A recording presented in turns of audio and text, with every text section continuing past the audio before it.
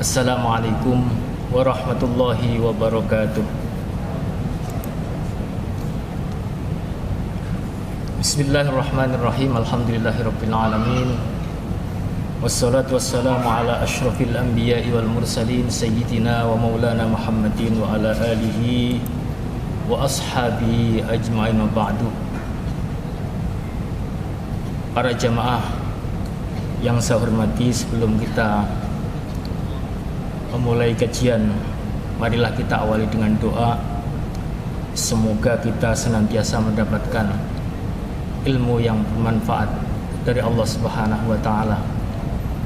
Amin ya rabbal alamin.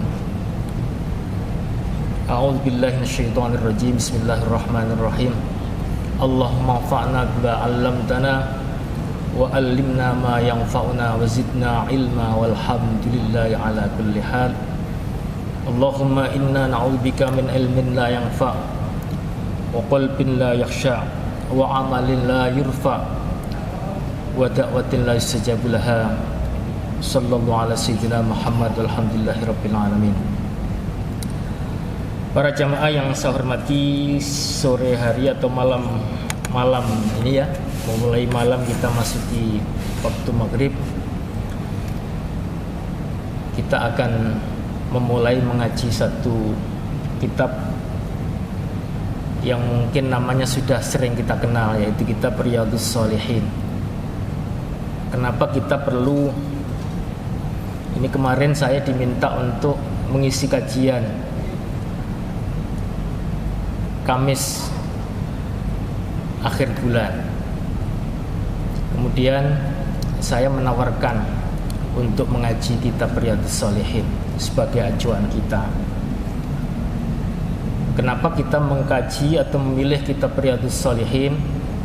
Tentu kitab Riyadhus Shalihin adalah kitab yang berbasis, dari sudut kajiannya berbasis tasawuf. Jadi kitab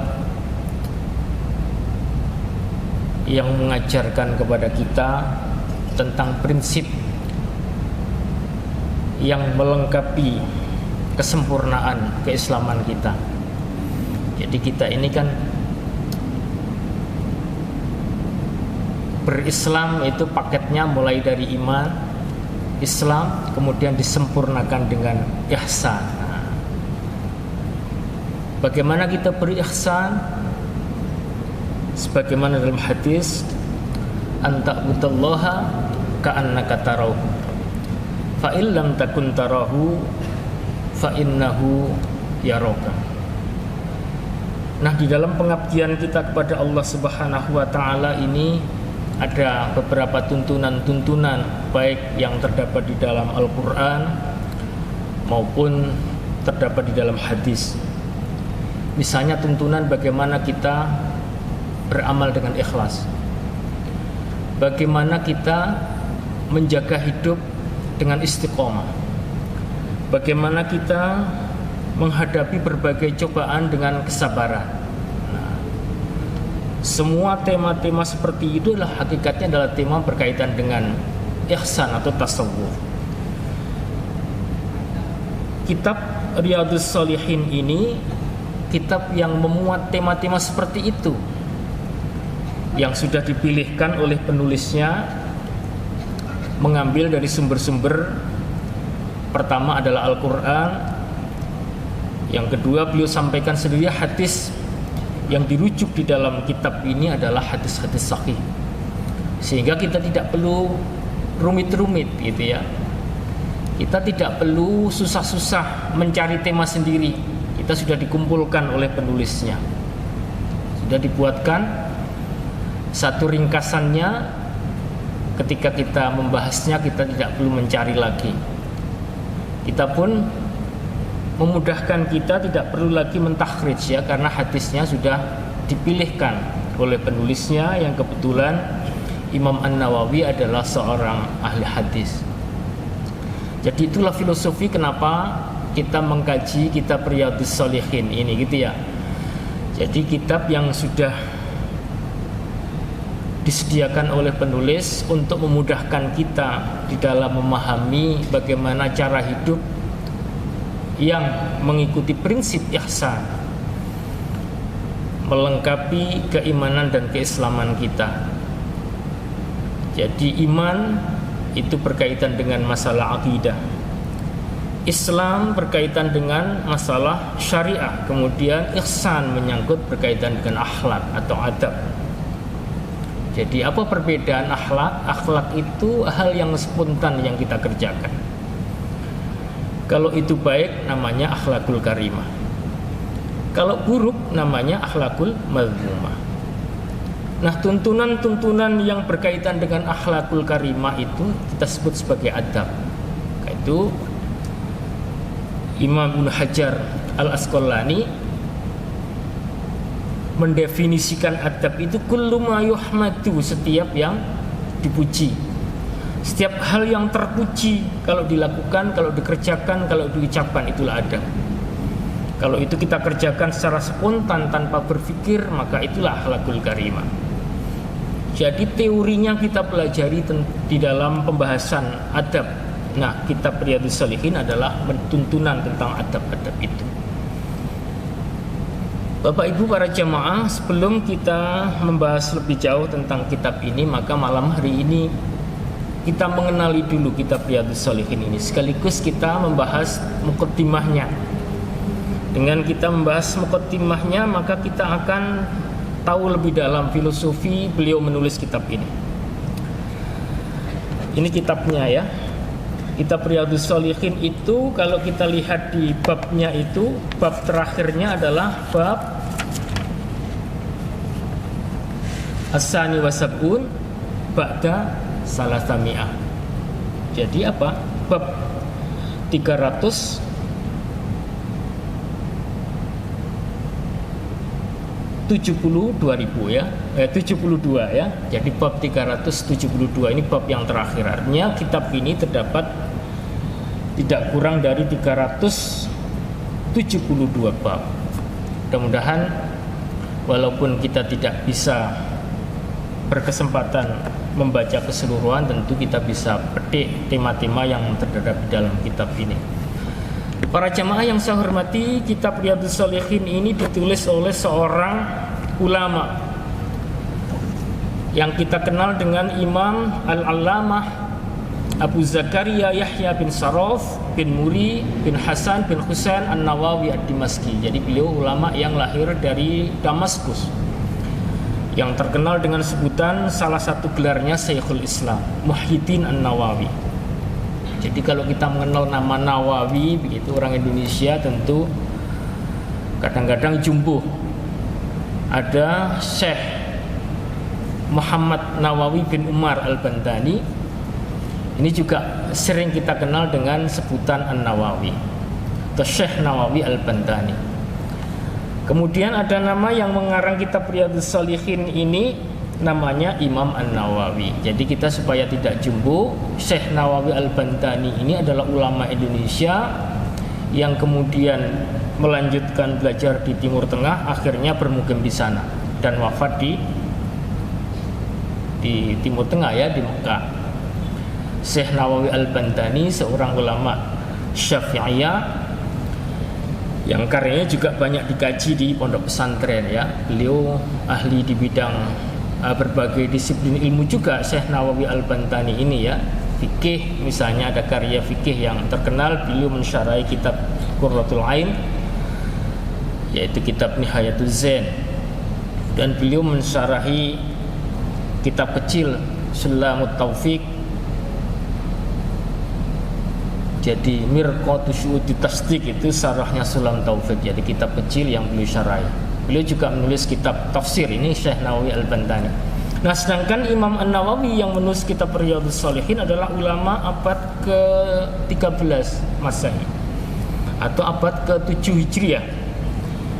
Beliau lahir pada tahun 631 Hijriah atau tahun 1233 Masehi. Nah, wafat pada tahun 676 Hijriah atau bertepatan dengan 1223 77 Masehi, di dalam usianya beliau yang masih muda. Jadi Imam An-Nawawi itu wafat dalam kondisi masih belum menikah. Ini kenapa? Karena perjuangan beliau di dalam mengemban ilmu sampai beliau kemudian dipanggil oleh Allah, beliau tidak sempat menikah ini. Jadi masih coko gitu ya. Kenapa? Jadi bukan karena tidak mau menikah, bukan karena benci pada pernikahan, tetapi karena ketekunan beliau untuk mengemban ilmu, mulai dari belajar sampai mengajar dan menulis, sampai kemudian tidak sempatlah beliau untuk berkeluarga. Imam An-Nawawi wafat di usianya yang masih 44 tahun.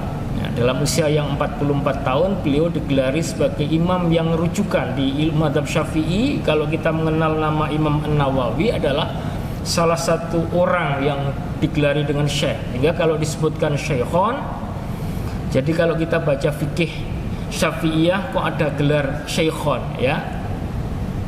Syekhon itu berarti dua syekh. Dua syekh itu siapa?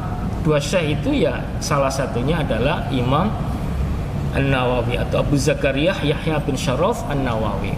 Yang kedua adalah Imam Ar-Rafi'i. Kemudian saya ingin sedikit juga singgung tentang guru-guru Imam An-Nawawi ya. Imam An-Nawawi berguru pada banyak ulama fikih, ulama hadis, ulama usul fikih, ulama bahasa. Nah, dalam bidang bahasa beliau berguru pada salah satunya pada Muhammad bin Abdullah bin Malik. Nah, ini nama Muhammad bin Abdullah bin Malik ini ulama yang kitabnya menjadi rujukan di dalam belajar nahwu di pesantren. Kita mengenal kitab Alfiyah Ibnu Malik. Nah, jadi kitab Alfiyah Ibnu Malik itu adalah kitab yang dikarang oleh Muhammad bin Abdullah bin Malik yang tidak lain adalah gurunya Imam An-Nawawi di bidang bahasa. Nah, artinya apa? Kenapa kemudian kitab ini dikaji di pesantren? Ini menunjukkan bahwa ingin mengambil teladan dari sosok Imam An-Nawawi sebagai salah satu dari dua syekh di dalam mazhab Syafi'i. Kemudian Imam An-Nawawi menulis banyak kitab di berbagai disiplin ilmu. Beliau seorang ahli hadis tapi juga ahli fikih, maka beliau menulis kitab hadis, antara lain beliau menulis syarahnya Sahih Muslim. Jadi syarah Sahih Muslim yang punya reputasi banyak menjadi rujukan para ulama yang mempelajari hadis itu adalah syarahnya yang ditulis oleh Imam Nawawi, namanya Al-Minhaj. Kemudian beliau juga menulis kitab hadis yang dikumpulkan beliau terkait dengan hadis-hadis berhubungan dengan doa, berhubungan dengan bacaan-bacaan yang baik, berhubungan dengan amalan-amalan sehari-hari. Nah, beliau tulis di kitab namanya Al-Adhkar yang kita kenal dengan Al-Adhkar An-Nawawi.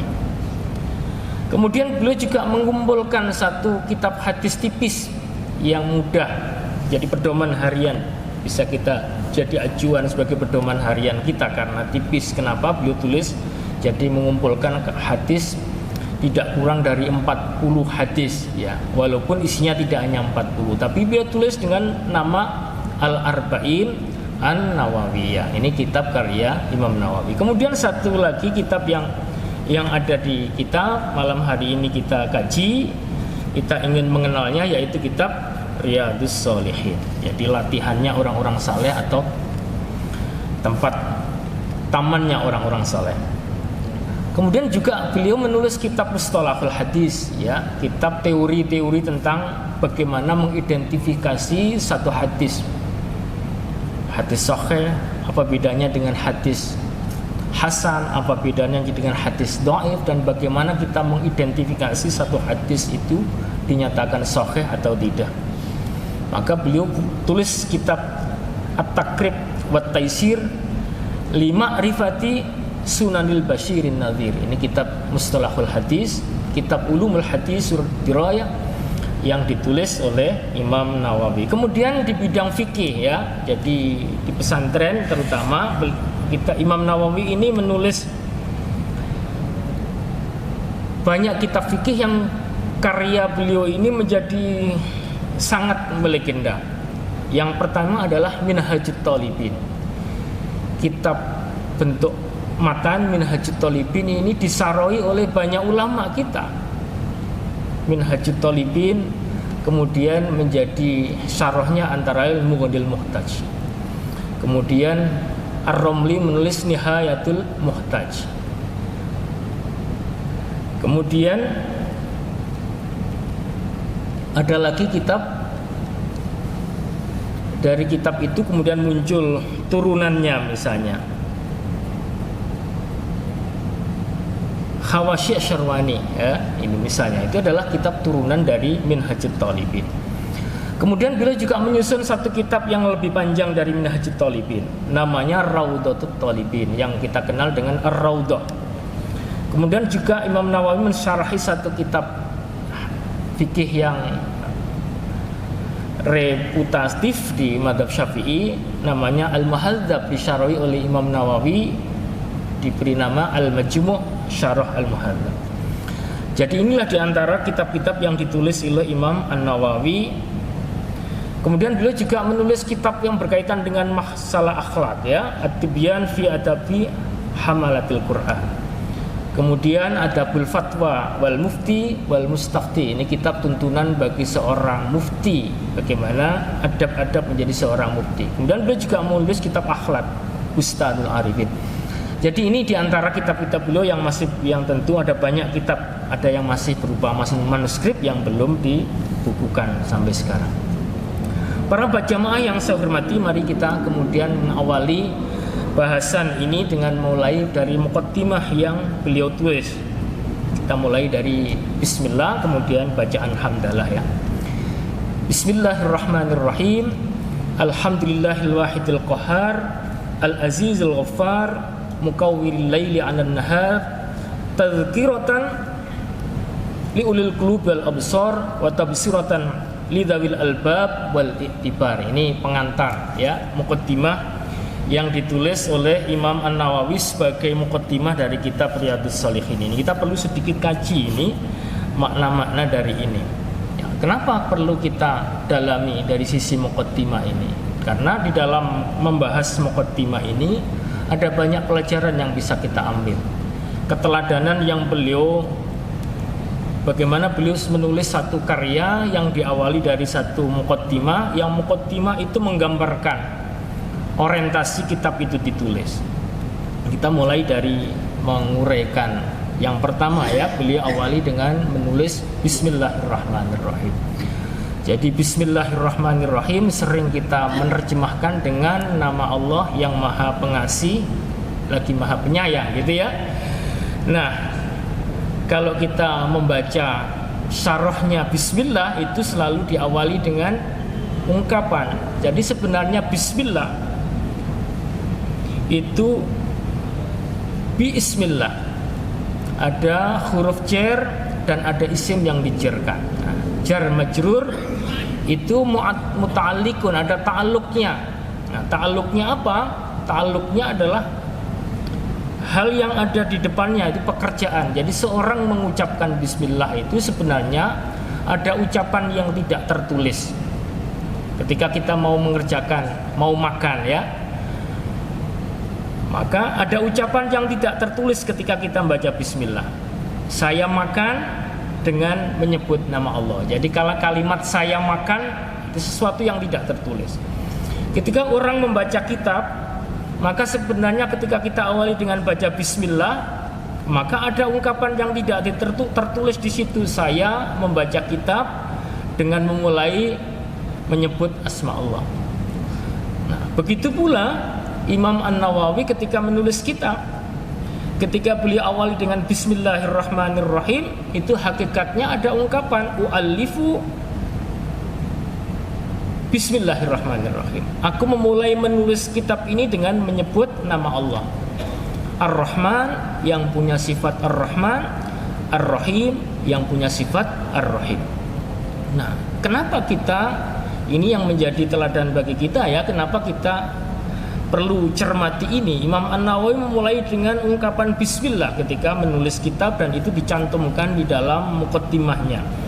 Ini kenapa? Karena Rasulullah SAW mengajari kita seperti itu. Kullu amrin dzi balin, setiap perkara yang penting, la yubda'u fihi, yang tidak dimulai di dalamnya bismillahirrahmanirrahim, dengan ungkapan bismillahirrahmanirrahim, bismillahirrahmanirrahim, agar tidak terputus keberkahannya. Ini adalah hadis yang diriwayatkan oleh Al-Khatib Al-Baghdadi ya. Kullu amrin dzi balin, setiap amalan, la yubda'u fihi, yang tidak dimulai di dalam aktivitas tadi itu bismillahirrahmanirrahim, dengan ungkapan bismillahirrahmanirrahim, fahuwa abtar, amalan yang tadi itu terputus berkahnya, jadi tidak bernilai positif begitu ya. Itulah kenapa sampai tidur pun kita diminta baca bismillah, supaya menunjukkan bahwa tidur kita ini dengan sungguh-sungguh. Walaupun tidak menyebut langsung, kadang-kadang kita menyebut bismikallah dengan nyebut asma Allah. Bismikallahumma ahya wa amut, kan begitu ya kalau mau tidur. Kita mau makan, bismillahirrahmanirrahim, baru kemudian kita berdoa. Itulah adab yang dicontohkan oleh Imam Nawawi, tidak praktekkan saat beliau menulis kitab ini. Kemudian kita uraikan lafadz bismillah itu. Lafadz bismillah biismillah, ismun, kata-kata isim ya, ismun. Ikhtilaful ulama al-lughah fi istiqaqil ismi. Jadi para ulama ahli bahasa itu berbeda pendapat di dalam asal-usul kata isim itu ya. Fahadzabal basriyun, ulama-ulama ahli bahasa dari Basra mengatakan atau berpendapat ila anahu min sammu. Nah, kata isim ya, itu dari kata sammu wa huwa al-ulu. Nah, jadi kata ismun itu dari kata samu yang artinya ulu atau tinggi gitu ya. Tetapi berbeda dengan itu, wadhahabal kufiyun, ulama-ulama ahli bahasa dari Kufah berpendapat kata ismun itu mustaqun minas simah, dari kata simah, wahia al-alama, yang artinya adalah tanda. Jadi kata isim itu ditinjau dari bahasa ada dua pendapat. Pendapat ulama Basrah berarti tinggi, pendapat ulama Kufah itu artinya tanda. Sehingga kalau disebutkan bismillah dengan menyebut ketinggian Allah, jadi begitu.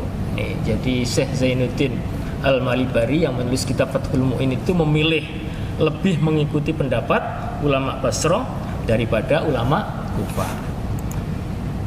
Kemudian bismillah kita nyebut Allah. Allah itu alamun, nama, lidzati al-wajibil wujudi. Allah itu adalah lafadz yang menyebut atau sebagai nama dari zat yang punya sifat wajibul wujud. Nah, jadi kewujudannya adalah niscaya, itu Allah. Jadi Allah itu nama dari zat atau lafdzul jalalah, kita sebut dengan lafdzul jalalah. Lafadz Allah itu nama dari zat yang punya sifat wajibul wujud. Sehingga ketika kita nyebut bismillah itu menyebut Allah. Allah itu zat yang wajibul wujud. Apa maksud wajibul wujud? Eksistensinya itu menjadi satu keniscayaan. Nah, itu Allah wajib adanya. Artinya tidak mungkin tidak ada, kan begitu ya. Karena itu di dalam struktur, kalau kita mengenal sistematika membahas sifat-sifat Allah, antara lain ada konsep sifat 20. Sifat 20 yang pertama adalah sifat wujud, kan gitu ya. Yang disebut sebagai sifat nafsiyah bagi Allah, wujud. Nah, wujudnya adalah wajib. Tentu konsekuensinya selain Allah bukan wajibul wujud tapi mumkinul wujud. Nah, ini apa bedanya mumkinul wujud? Wujudnya mungkin. Jadi kalau Allah itu wajibul wujud, maka selain Allah itu mumkinul wujud, mungkin adanya. Artinya apa? Karena selain Allah itu adanya karena Allah, diciptakan oleh Allah. Kalau Allah tidak menciptakan maka tidak wujud.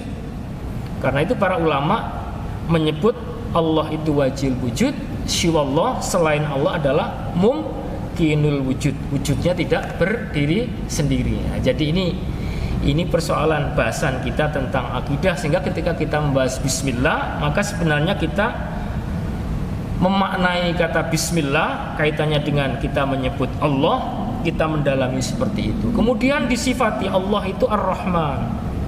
Bismillahirrahmanirrahim. Ar-Rahman.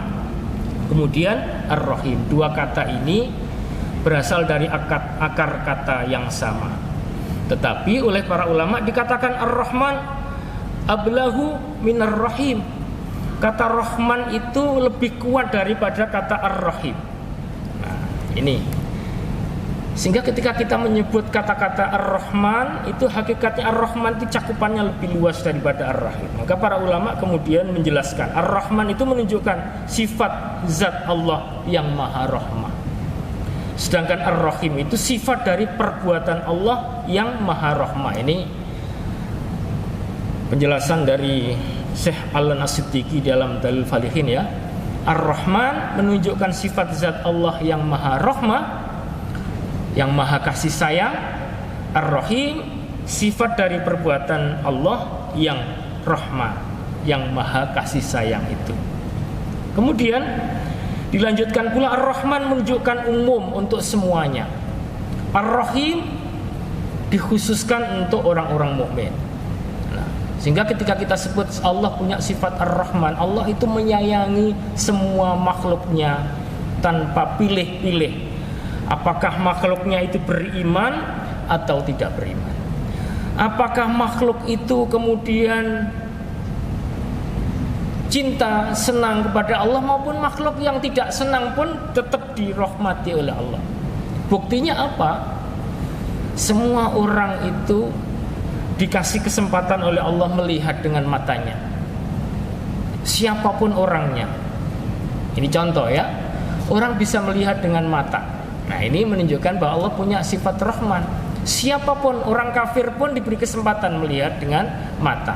Berapa nilai harga mata itu kalau kemudian kita disuruh beli? Ya kan? Kita kalau coba mikir urusan mata saja, itu luar biasa kita. Maka sebenarnya dengan urusan mata saja menuntut kita harus bersyukur kepada Allah. Jadi ketika kita menyebut Bismillahirrahman, maka sebenarnya menuntut kita untuk menghayati itu dan untuk mensyukurinya. Kenapa? Kita dikasih mata yang bisa melihat. Kemudian ketika penglihatan kita dikurangi saja, misalnya kita dikasih sakit mata, atau kemudian kemampuan daya akomodasi dari lensa mata kita berkurang, akhirnya kita harus pakai kacamata, kan udah bingung kita ya. Orang semakin tua kemudian daya pandangnya jadi menurun, kemampuan akomodasinya jadi menurun, sehingga tidak bisa melihat jauh, tidak bisa melihat dekat. Kita sudah mulai terganggu itu. Berbeda di saat kita masih sangat muda. Belum lagi kita tidak dikasih penyakit yang susah. Andaikan kita dikasih penyakit, taruhlah misalnya glaukoma, ya, penyakit orang mendelik tidak bisa kedip. Ternyata kita bisa berkedip, itu nikmat Allah, yang itu merupakan cerminan dari sifat rahmannya Allah kepada semua. Jadi ketika kita membaca basmalah, kemudian kita hayati di dalam basmalah itu ada ungkapan sifat Allah Ar-Rahman, maka sebenarnya menuntut bagi kita semua untuk menghayati itu, supaya kita menyadari, supaya kita bersyukur, supaya kita terus-menerus kemudian ingat. Jadi ini sebenarnya, ini baru urusan mata, belum urusan yang lain, belum urusan bagaimana di dalam tubuh kita itu ada banyak tanda-tanda. Maka di dalam Al-Quran kita diperintahkan wa fi anfusikum afala tubsirun. Tidaklah kalian dengan diri kalian kemudian kalian memikirkan, karena di dalam diri kita ini ada banyak pelajaran berharga. Sistem pencernaan kita, sistem pernafasan kita, ya. Kita ini, saya ini kebetulan begini ya. Kebetulan saya ini basis saya ini orang eksakta sebenarnya. Pernah belajar sedikit banyak tentang ilmu anatomi gitu ya. Nah, kapan itu istri saya ini sakit. Sakitnya itu sebenarnya sakit susah nafas ini ya. Nah, pikir saya susah nafas itu karena asma. Ternyata tidak. Ternyata orang itu sakit perut ya karena kelebihan asam lambung bisa berdampak pada menimbulkan sesak nafas itu ya. Nah, ini contoh. Jadi betapa ketika kita dikasih gangguan seperti itu saja, kita menjadi kesulitan, kita menjadi tidak nyaman di dalam kehidupan ini. Nah, inilah bagian dari sifat Ar-Rahman. Kemudian sifat Ar-Rahim adalah nikmat yang Allah berikan, kasih sayang Allah berikan khususnya kepada orang-orang mukmin. Sebagaimana di dalam surat Al-Ahzab ayat 43 Allah berfirman, "Walladzi yusalli 'alaikum wa malaikatuhu liyukhrijakum minaz zulumati ilan nur wa kana bil mu'minina rahima." Nah, jadi ini wa kana bil mu'minina rahima. Ini sifat Allah. Allah kepada orang-orang mukmin punya sifat kasih sayang, punya sifat penyayang. Jadi sifat rahmat Allah yang ditujukan kepada orang mukmin itulah digambarkan dengan sifat beliau di dalam Al-Qur'an Ar-Rahim. Walladzi yusalli 'alaikum, dialah Allah yang berikan rahmat kepadamu. Wa malaikatuhu, dan juga malaikatnya memohonkan ampun kepadamu. Liyukhrijakum, untuk mengeluarkan diri kalian minaz zulumati, dari kegelapan, ilan nur, kepada cahaya. Maka wa kanallahu, adalah Allah itu bil mu'minina, dengan orang-orang mukmin ini rahiman, punya sifat belas kasihan, punya sifat kasih sayang secara khusus. Kemudian jika dicermati lebih jauh lagi, Ar-Rahman adalah sifat yang hanya boleh dilekatkan kepada Allah Subhanahu wa taala. Ini ya kan gitu ya. Sedangkan Ar-Rahim itu adalah sifat yang juga bisa dimiliki oleh hambanya. Nah, ini. Jadi orang tidak, manusia tidak boleh diberi nama Ar-Rahman. Benda tidak boleh diberi nama Ar-Rahman. Kalau ada benda, ada Ar-Rahmannya, harus ada embel-embel di depannya. Ini yang penting ya. Ada orang ingin menambil nama Rahman, depannya harus ada Abdur Rahman, berarti hambanya Ar-Rahman. Habibur Rahman, gitu ya. Sofiyur Rahman, Khalilur Rahman. Jadi begitu. Bukan kemudian Rahman begitu toh. Nah, ini penting supaya kita tahu ya. Karena Rahman itu hanya layak disematkan kepada Allah, bukan yang lain. Makanya masjid namanya adalah apa? Ada masjid Baitur Rahman. Ada tamu Allah, tamunya Ar-Rahman ya. Duyufur Rahman. Jadi begitu ya. Ini berbeda dengan Rahim. Kata Rahim di Al-Qur'an juga disifatkan kepada sifat yang melekat antara lain kepada Rasulullah SAW.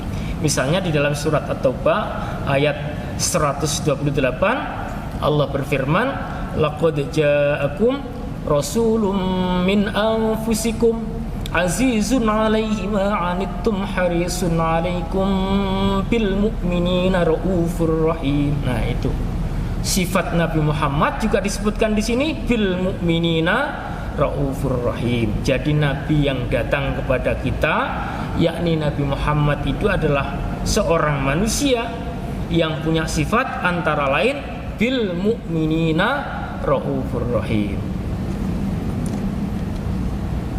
Sampun nggih. Ngapunten nggih.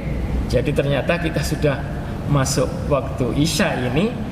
Mudah-mudahan ini kajian introduction ya dari kitab Riyadhus Shalihin. Ini akan menambah pengetahuan kita. Kita akan kaji lebih lanjut pada pertemuan yang akan datang. Mudah-mudahan kita masih diberi kesempatan untuk itu. Mudah-mudahan apa yang kita bahas ini akan menambah pengetahuan kita. Amin ya rabbal alamin.